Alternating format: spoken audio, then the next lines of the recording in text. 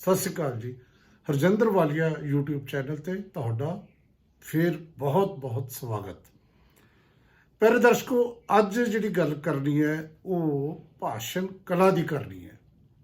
ਮੈਂ ਲਗਾਤਾਰ ਤੁਹਾਡੀ ਸਕਸੈਸ ਦੀ ਜਿੱਥੇ ਕਾਮਨਾ ਕਰਦਾ ਉੱਥੇ ਤੁਹਾਨੂੰ ਸਫਲਤਾ ਦੇ ਕੁਝ ਨੁਕਤੇ ਵੀ ਦੱਸ ਰਿਹਾ ਔਰ ਅੱਜ ਦੇ ਯੁੱਗ ਦੇ ਵਿੱਚ ਸਫਲ ਹੋਣ ਲਈ ਵਧੀਆ ਬੁਲਾਰਾ ਹੋਣਾ ਬਹੁਤ ਜ਼ਰੂਰੀ ਹੈ।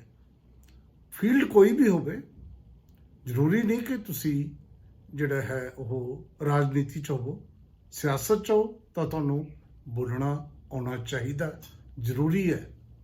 ਪਰ ਜੇ ਤੁਸੀਂ ਮਾਰਕੀਟਿੰਗ 'ਚ ਹੋ, ਜੇ ਤੁਸੀਂ ਟੀਚਿੰਗ 'ਚ ਹੋ, ਤੁਸੀਂ ਕਿਤੇ ਵੀ ਹੋ, ਵਧੀਆ ਬੁਲਾਰਾ ਹਰ ਇੱਕ ਥਾਂ ਤੇ ਕਾਮਯਾਬ ਹੋਣ ਦੀ ਸ਼ਰਤ ਪੂਰੀ ਕਰਦਾ ਹੈ।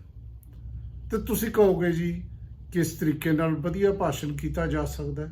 ਸੱਚੀ ਗੱਲ ਤਾਂ ਇਹ ਹੈ ਕਿ ਭਾਸ਼ਣ ਜੇ ਸਿੱਖਣਾ ਸ਼ੁਰੂ ਕਰੋਗੇ ਫਿਰ ਕੋਈ ਔਖਾ ਨਹੀਂ।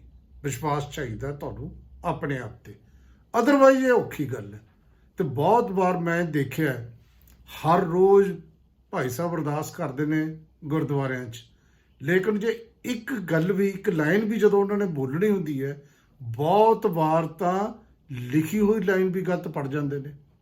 ਤੇ ਮੈਂ ਹਰ ਰੋਜ਼ ਪਿਛਲੇ 4 ਸਾਲ ਤੋਂ ਇੱਕ ਪ੍ਰੋਗਰਾਮ ਕਰ ਰਿਹਾ, ਚਰਚਾ ਚੜ੍ਹਦੀ ਕਲਾ ਟਾਈਮ ਟੀਵੀ ਤੇ ਮੈਂ ਹਰ ਰੋਜ਼ ਪੈਨਲਿਸਟ ਬੁਲਾਉਣਾ ਔਰ ਪੈਨਲਿਸਟ ਸਿਆਸੀ ਪਾਰਟੀਆਂ ਦੇ ਵੀ ਹੁੰਦੇ ਨੇ ਤੇ ਯੂਨੀਵਰਸਿਟੀ ਤੋਂ ਪ੍ਰੋਫੈਸਰ ਵੀ ਹੁੰਦੇ ਨੇ, ਬੁੱਧੀਜੀਵੀ ਵੀ ਹੁੰਦੇ ਨੇ। ਤੇ ਪ੍ਰੋਫੈਸਰ ਦਾ ਕੰਮ ਜਿਹੜਾ ਹੈ ਉਹ ਤਾਂ ਪੜ੍ਹਾਉਣਾ ਹੁੰਦਾ ਔਰ ਸਾਰੀ ਉਮਰ ਭਾਸ਼ਣ ਦੇ ਕੇ ਉਹ ਰੋਟੀ ਖਾਂਦੇ ਨੇ। ਲੇਕਿਨ ਮੈਨੂੰ ਹੈਰਾਨੀ ਹੁੰਦੀ ਹੈ ਕਿ ਪੰਜਾਬੀ ਯੂਨੀਵਰਸਿਟੀ 'ਚੋਂ ਜ਼ਿਆਦਾ ਮੈਂ ਬੰਦੇ ਬੁਲਾਉਣਾ ਔਰ ਇੱਥੋਂ ਦੇ 500-700 ਪ੍ਰੋਫੈਸਰਾਂ 'ਚੋਂ ਮੈਨੂੰ 5-7 ਬੰਦੇ ਹੀ ਮਿਲਦੇ ਨੇ ਜਿਹੜੇ ਵਧੀਆ ਬੋਲ ਸਕਦੇ ਨੇ। ਆਪਣਾ ਸਬਜੈਕਟ ਉਹ ਵਧੀਆ ਬੋਲਦੇ ਹੋਣਗੇ, ਲੇਕਿਨ ਵਧੀਆ ਭਾਸ਼ਣ ਕਰਤਾ ਹੋਣਾ ਇੱਕ ਵੱਖਰੀ ਗੱਲ ਹੈ। ਉਹ ਕੀ ਹੈ, ਉਹ ਫਾਰਮੂਲਾ ਕੀ ਹੈ, ਇਸ ਨੂੰ ਸਮਝਣ ਦੀ ਲੋੜ ਹੈ। ਸਭ ਤੋਂ ਪਹਿਲਾਂ ਤਾਂ ਮੈਂ ਤੁਹਾਨੂੰ ਇੱਕ ਫਾਰਮੂਲਾ ਦਿੰਦਾ, ਇਹਨੂੰ ਯਾਦ ਵੀ ਰੱਖੋ ਤੇ ਇਹਦੇ ਮੁਤਾਬਕ ਜੇ ਅਭਿਆਸ ਕਰੋਗੇ ਬਹੁਤ ਜਲਦੀ ਤੁਸੀਂ ਵਧੀਆ ਬੁਲਾਰੇ ਬਣ ਜਾਓਗੇ। ਇਹ ਫਾਰਮੂਲਾ ਹੈ 3C ਦਾ ਫਾਰਮੂਲਾ। ਦੋ ਹੀ ਫਾਰਮੂਲੇ ਨੇ, 3C ਤੇ 3D।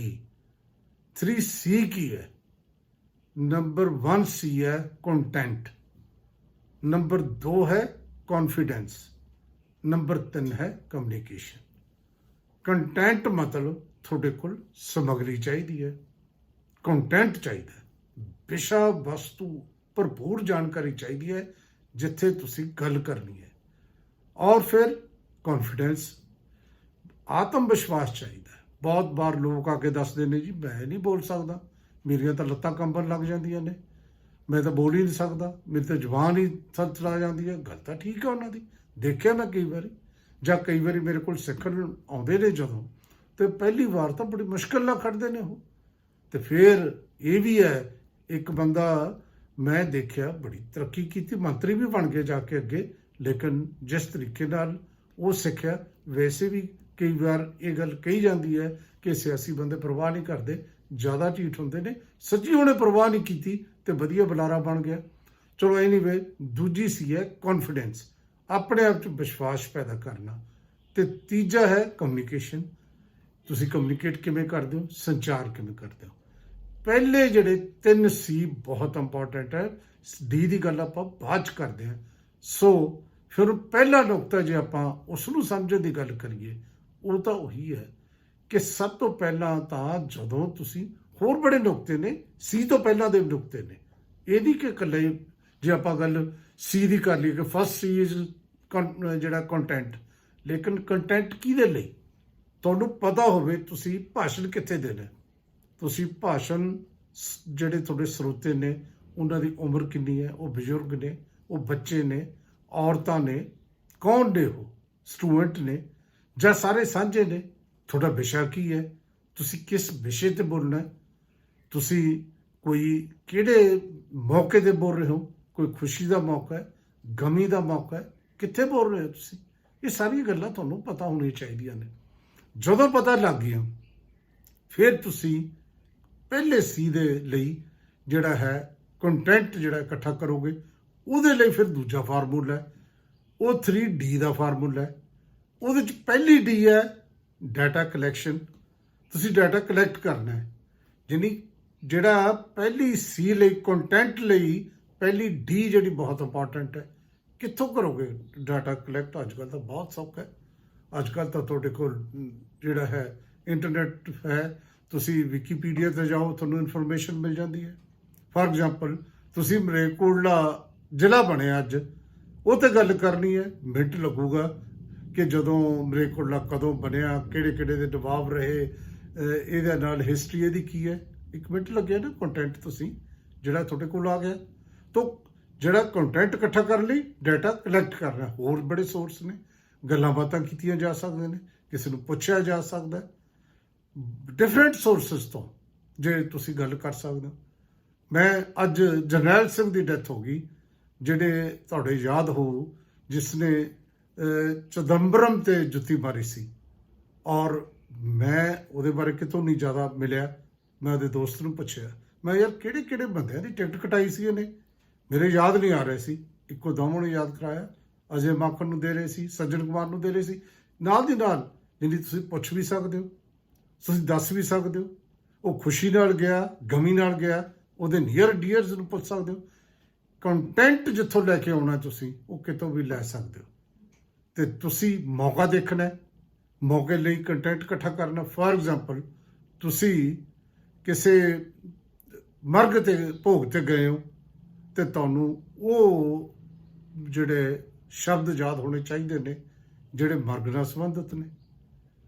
ਤੇ ਕਈ ਵਾਰੀ ਤਾਂ ਕੀ ਹੁੰਦਾ ਹੈ, ਕਿਸੇ ਲੇਖਕ ਤੇ ਕਿਸੇ ਕਵੀ ਦੇ ਜਾਣਾ।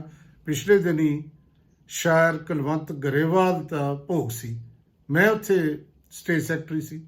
ਮੈਂ ਹੈਰਾਨ ਹੋਇਆ, ਇੱਕ ਬੜਾ ਸੀਨੀਅਰ ਲੀਡਰ, ਉਹਨੂੰ ਇਹ ਹੀ ਨਹੀਂ ਪਤਾ ਕਿ ਗਰੇਵਾਲ ਸਾਹਿਬ ਨੇ ਕੀ ਲਿਖਿਆ। ਆ ਕੇ ਕਹਿੰਦਾ ਜੀ ਜਿਹੜੀ ਹੀਰ ਗਰੇਵਾਲ ਸਾਹਿਬ ਨੇ ਲਿਖੀ ਕਮਾਲ ਕਰਤੀ। ਤੇ ਹੁਣ ਉੱਥੇ ਉਹਨੂੰ ਕੀ ਕਹੀਏ, ਕਿਉਂਕਿ ਉਹਨੇ ਤਿਆਰੀ ਨਹੀਂ ਕੀਤੀ ਸੀ। ਜੇ ਕੰਟੈਂਟ ਹੁੰਦਾ ਤਾਂ ਉਹ ਮਜ਼ਾਕ ਦਾ ਮੌਜੂ ਨਾ ਬਣਦਾ, ਉਹ ਮਜ਼ਾਕ ਦਾ ਮੌਜੂ ਬਣ ਗਿਆ। ਤਾਂ ਅਕਸਰ ਇਸ ਤਰ੍ਹਾਂ ਹੁੰਦਾ ਹੈ, ਬਹੁਤ ਥਾਵਾਂ ਤੇ ਹੁੰਦਾ। ਤੇ ਜਦੋਂ ਤੁਸੀਂ ਕੰਟੈਂਟ ਨੂੰ ਲੈ ਲੈਂਦੇ ਹੋ, ਜਦੋਂ ਜਾਣਕਾਰੀ ਨੂੰ ਇਕੱਠਾ ਕਰ ਲੈਂਦੇ ਹੋ, ਤੇ ਫਿਰ ਤੁਹਾਡੇ 'ਚ ਕੌਨਫੀਡੈਂਸ ਆਉਣਾ ਸੁਭਾਵਿਕ ਹੈ। ਜਿਹਦੇ ਕੋਲ ਜਾਣਕਾਰੀ ਹੁੰਦੀ ਹੈ, ਉਹਦੇ ਕੋਲ ਸੈਕੰਡ ਸੀ ਜਿਹੜੀ ਹੈ ਉਹ ਤਾਂ ਆਪਣੇ ਆਪ ਹੀ ਆ ਜਾਂਦੀ ਹੈ। ਲੇਕਿਨ ਜਿਹੜੀ ਸੈਕੰਡ ਸੀ ਹੈ, ਇਹ ਵੀ ਦੇਖੋ ਨਾ, ਜਿਵੇਂ ਪਹਿਲੀ ਸੀ ਨੇ ਡਾਟਾ ਕਲੈਕਟ ਕਰਾਤਾ, ਤੇ ਦੂਜੀ ਸੀ ਜਿਹੜੀ ਹੈ ਉਹ ਡਾਟਾ ਸਿਲੈਕਟ। ਜਿਹੜੀ ਡਾਟਾ ਸਿਲੈਕਸ਼ਨ ਹੈ, ਤੁਹਾਡਾ ਡਾਟਾ ਸਿਲੈਕਸ਼ਨ ਬਹੁਤ ਇੰਪੋਰਟੈਂਟ ਹੈ। ਬਹੁਤ ਜ਼ਿਆਦਾ ਤੁਹਾਡੇ ਕੋਲ ਇਨਫੋਰਮੇਸ਼ਨ ਆ ਗਈ, ਟਾਈਮ ਤੁਹਾਨੂੰ ਘੱਟ ਹੁੰਦਾ, ਤੇ ਉਹਦੇ 'ਚ ਫਿਰ ਤੁਸੀਂ ਕਿਸ ਤਰੀਕੇ ਨਾਲ ਸਿਲੈਕਟ ਕਰਨਾ ਡਾਟਾ, ਉਹ ਦੇਖਣਾ ਕਿਹੜੀ ਚੀਜ਼ ਤੁਹਾਡੇ ਲਈ ਬਹੁਤ ਇੰਪੋਰਟੈਂਟ ਹੈ, ਤੁਹਾਡੇ ਭਾਸ਼ਣ ਲਈ, ਜਿਸ ਦਿਨ ਤੁਸੀਂ ਭਾਸ਼ਣ ਦੇ ਰਹੇ। ਸੋ ਪਹਿਲਾ ਸੀ ਕੰਟੈਂਟ, ਦੂਜਾ ਸੀ ਕੌਨਫੀਡੈਂਸ। ਕੰਟੈਂਟ ਡਾਟਾ ਕਲੈਕਸ਼ਨ ਨਾਲ ਕੰਟੈਂਟ ਇਕੱਠਾ ਹੋਊਗਾ। ਕੌਨਫੀਡੈਂਸ ਜਦੋਂ ਤੁਹਾਡੇ ਕੋਲ ਜਿਹੜਾ ਡਾਟਾ ਆ ਗਿਆ, ਫਿਰ ਉਹਨੂੰ ਸੈਕੰਡ ਦੀ ਡਾਟਾ ਕਲੈਕਟ ਕਰ ਲਿਆ। ਤੀਜਾ ਸੀ ਤੁਹਾਡਾ ਹੈ ਕਮਿਊਨੀਕੇਸ਼ਨ, ਤੇ communication data arrangement. Third D 'ਚ ਡਾਟਾ ਅਰੇਂਜਮੈਂਟ, ਸਿਲੈਕਟ ਕਰਕੇ ਉਹਨੂੰ ਅਰੇਂਜ ਕਰ ਲਿਆ, ਔਰ ਉਸ ਤੋਂ ਬਾਅਦ ਤੁਸੀਂ ਭਾਸ਼ਣ ਦੇਣਾ, ਤੇ ਕਮਾਲ ਦਾ ਭਾਸ਼ਣ ਦੇ ਸਕਦੇ ਹੋ। ਭਾਸ਼ਣ ਦੇ ਵਿੱਚ ਤੁਸੀਂ ਜਦੋਂ ਬੋਲਦੇ ਹੋ, ਕਿਸ ਤਰ੍ਹਾਂ ਸ਼ੁਰੂ ਕਰਨਾ ਹੈ, ਕਿਵੇਂ ਤੁਹਾਡੇ ਜਿਹੜੀ ਆ ਆਵਾਜ਼ ਦੇ ਵਿੱਚ ਉਤਰਾਅ ਚੜਾਅ ਚਾਹੀਦੇ ਨੇ। ਤੁਹਾਡੀ, ਮੈਂ ਸ਼ੁਰੂ 'ਚ ਕਿਹਾ, ਤੁਹਾਡੇ ਸਾਹਮਣੇ ਕੌਣ ਬੈਠਾ ਹੈ, ਤੁਹਾਡੀ ਜਿਹੜੀ ਕਿਸ ਤਰ੍ਹਾਂ ਦਾ ਭਾਸ਼ਣ ਦੇ ਰਹੇ ਹੋ ਤੁਸੀਂ। ਜੇ ਤੁਸੀਂ ਭਾਸ਼ਣ ਦੇ ਰਹੇ ਹੋ ਕਿਤੇ ਟ੍ਰੇਡ ਯੂਨੀਅਨ ਦੇ ਵਿੱਚ ਜਾ ਕੇ, ਤੇ ਫਿਰ ਤੁਹਾਡੀ ਆਵਾਜ਼ ਕਿਸ ਤਰ੍ਹਾਂ ਹੋਣੀ ਹੈ। ਤੇ ਜੇ ਤੁਸੀਂ ਭਾਸ਼ਣ ਕਿਸੇ ਸੋਗਮਈ ਸਭਾ 'ਚ ਦੇ ਰਹੇ ਹੋ, ਫਿਰ ਤੁਹਾਡੀ ਆਵਾਜ਼ ਬਿਲਕੁਲ ਡਿਫਰੈਂਟ ਹੋਣੀ ਹੈ। ਧਾਰਮਿਕ ਸਮਾਗਮ ਤੇ ਤੁਹਾਡੀ ਆਵਾਜ਼ ਦਾ ਬਿਲਕੁਲ ਜਿਹੜੀ ਬਦਲ ਜੂਗੀ। ਜੇ ਖੁਸ਼ੀ ਦਾ ਮੌਕਾ ਹੈ ਤਾਂ ਤੁਹਾਡੇ ਚੁਟਕਲੇ ਤੇ ਸ਼ੇਰ ਵੀ ਚੱਲਣਗੇ। ਬਹੁਤ ਕੁਝ ਹੈ, ਇਹ ਗੱਲਾਂ ਤਾਂ ਆਪਾਂ ਕਰਾਂਗੇ ਅਗਲੇ ਜਦੋਂ ਪਾਰਟ 'ਚ ਆਵਾਂਗੇ। ਲੇਕਿਨ ਮੈਂ ਜਿਹੜੀ ਗੱਲ ਦੱਸਣੀ ਚਾਹੁੰਦਾ, ਜਿਹਨੇ ਇਹ ਤਰੱਕੀ ਕਰਨੀ ਹੈ ਨਾ ਜ਼ਿੰਦਗੀ ਦੇ ਵਿੱਚ, ਉਹ ਭਾਸ਼ਣ ਜਿਹੜਾ ਕਰਨਾ ਜ਼ਰੂਰ ਸਿੱਖੇ। ਔਰ ਭਾਸ਼ਣ ਕਰਨਾ ਸਿੱਖਣ ਲਈ ਕੋਈ ਜ਼ਿਆਦਾ ਜਿਹੜਾ ਹੈ ਤਰੱਦਦ ਦੀ ਲੋੜ ਨਹੀਂ, ਸਿਰਫ ਥੋੜਾ ਜਿਹਾ ਕੌਨਫੀਡੈਂਸ ਆਪਣੇ 'ਚ ਪੈਦਾ ਕਰਕੇ ਅਭਿਆਸ ਕਰਨ ਦੀ ਲੋੜ ਹੈ। ਅਭਿਆਸ ਕਿਤੇ ਵੀ ਕੀਤਾ ਜਾ ਸਕਦਾ, ਸ਼ੀਸ਼ੇ ਦੇ ਸਾਹਮਣੇ ਖੜ ਕੇ ਕੀਤਾ ਜਾ ਸਕਦਾ, ਔਰ ਤੁਸੀਂ ਦੋਸਤਾਂ 'ਚ ਖੜ ਕੇ ਕਰ ਸਕਦੇ ਹੋ। ਔਰ ਸ਼ੁਰੂ 'ਚ ਤੁਸੀਂ ਭਾਸ਼ਣ ਦੇਣਾ ਜਿਹੜਾ ਹੈ ਉਹ ਕਿਤੇ ਵੀ ਜਾਓ, ਪਹਿਲੇ ਕੁਝ ਦਿਨ ਤੁਹਾਨੂੰ ਜ਼ਰੂਰ ਇੱਕ ਖਾਸ ਕਿਸਮ ਦਾ ਡਰ ਲੱਗੂਗਾ, ਪਰ ਹੌਲੀ ਹੌਲੀ ਜਿਵੇਂ ਫਿਰ ਤੁਸੀਂ ਸਾਈਕਲ ਚਲਾਉਂਦੇ ਹੋ, ਜਿਵੇਂ ਸਵਿਮਿੰਗ ਕਰਦੇ ਹੋ, ਫਿਰ ਡਰ ਨਹੀਂ ਲੱਗਦਾ। ਲੇਕਿਨ ਦੂਜੀ ਗੱਲ ਇਹ ਵੀ ਤਾਂ ਯਾਦ ਰੱਖਣੀ ਹੈ, ਜਿਹਨੇ ਸਵਿਮਿੰਗ ਸਿੱਖਣੀ ਹੈ ਉਹਨੂੰ ਪਾਣੀ 'ਚ ਤਾਂ ਜਾਣਾ ਪਊ ਨਾ, ਨਹੀਂ ਤਾਂ ਫਿਰ ਉਹ ਚੁਟਕਲਾ ਆ ਜਾਊਗਾ। ਕਿਸੇ ਬੰਦੇ ਨੂੰ ਕਿਹਾ ਕਿ ਵੀ ਤੂੰ ਸਵਿਮਿੰਗ, ਕਹਿੰਦਾ ਮੈਂ ਸਿੱਖਦਾ, ਪਰ ਮੈਂ ਕਹਿੰਦਾ ਪਾਣੀ 'ਚ ਉਦੋਂ ਵੜੂ ਜਦੋਂ ਮੈਨੂੰ ਤੈਰਨਾ ਆਊ। ਤਾਂ ਪਾਣੀ 'ਚ ਜੇ ਤੈਰਨਾ ਹੈ ਤਾਂ ਪੜ੍ਹਨਾ ਹੀ ਪੈਣਾ। ਬਿਲਕੁਲ ਉਵੇਂ ਹੀ ਹੈ, ਜੇ ਤੁਸੀਂ ਭਾਸ਼ਣ ਕਰਨਾ ਸਿੱਖਣਾ ਹੈ ਤੇ ਫਿਰ ਤੁਸੀਂ ਜਿਹੜਾ ਹੈ ਭਾਸ਼ਣ ਕਰਕੇ ਸਿੱਖੋਗੇ। ਤੋ ਇਸ ਕਰਕੇ ਤੁਹਾਨੂੰ ਇਹ ਯਾਦ ਰੱਖਣਾ ਚਾਹੀਦਾ ਹੈ ਕਿ ਅੱਜ ਵੀ ਸਾਡੇ ਦੇਸ਼ ਦੇ ਵਿੱਚ ਇਹ ਵੱਖਰੀ ਗੱਲ ਹੈ ਕਿ ਤੁਸੀਂ ਉਹਦੇ ਬਾਰੇ ਕੀ ਵਿਚਾਰ ਰੱਖਦੇ ਹੋ, ਲੇਕਿਨ ਤੁਸੀਂ ਦੇਖੋਗੇ ਕਿ ਜਿਹੜਾ ਬੰਦਾ ਇੱਥੇ ਰਾਜ ਕਰ ਰਿਹਾ ਹੈ ਉਹ ਬੰਦਾ ਹੀ ਜਿਹੜਾ ਹੈ ਵਧੀਆ ਭਾਸ਼ਣ ਕਰ ਰਿਹਾ ਹੈ। ਵਧੀਆ ਭਾਸ਼ਣ ਕਰਤਾ ਰਾਜ ਕਰਨ ਤਾਂ ਲੱਗ ਜਾਂਦਾ ਹੈ, ਉਦੋਂ ਬਾਅਦ ਉਹਦੇ ਭਾਸ਼ਣ ਦਾ ਕਿੰਨਾ ਕੁ ਅਸਰ ਹੁੰਦਾ, ਕੈਸਾ ਅਸਰ ਹੁੰਦਾ, ਇਹ ਆਉਣ ਵਾਲੇ ਐਪੀਸੋਡ 'ਚ ਆਪਾਂ ਗੱਲ ਕਰਦੇ ਰਹਾਂਗੇ। ਅੱਜ ਇੰਨਾ ਹੀ। ਤੁਸੀਂ ਇਸ ਤੋਂ ਅੱਗੇ ਕਿਵੇਂ ਚੱਲਣਾ ਹੈ, ਕਿਵੇਂ ਭਾਸ਼ਣ ਸ਼ੁਰੂ ਕਰਨਾ ਹੈ, ਹੋਰ ਕਿਹੜੀਆਂ ਗੱਲਾਂ ਦਾ ਧਿਆਨ ਰੱਖਣਾ ਹੈ, ਇਹ ਸਾਰੀਆਂ ਗੱਲਾਂ ਆਪਾਂ ਬਾਅਦ 'ਚ ਕਰਾਂਗੇ। ਅੱਜ ਇੰਨਾ ਹੀ। ਤੁਹਾਡਾ ਬਹੁਤ ਬਹੁਤ ਸ਼ੁਕਰੀਆ।